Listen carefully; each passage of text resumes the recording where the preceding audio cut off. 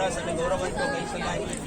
કારણ કે આજે વેરી ફર્સ્ટ ટાઈમ હું એક વાત કરું મારી લાઈફની અંદર આજે પહેલો દિવસ આજે પહેલી વખત મને સાંભળવા મળ્યું કે તુલસી દિવસ તરીકે ભારત દેશમાં સારામાં સારી રીતે ઉજવણી થઈ રહી છે.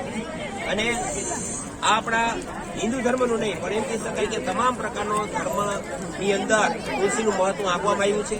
તુલસીના નામ કેટલા છે, તુલસીના જે ઉપયોગ છે અથવા તો એની જે મહત્તા છે એ કેટલી છે અને દેશ વિદેશમાં કેટલી ફેલાયેલી છે એ આજના દિવસે આપણને ખૂબ જ જાણવા મળ્યું.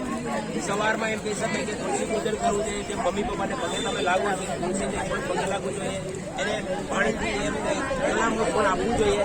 અને એમ કહી શકાય એનું જે પાંદડું ખાવાથી વાતની કફ છે એ પણ શરીરમાંથી દૂર થઈ જાય એવી સરસ મજાની આ ઔષધિ છે.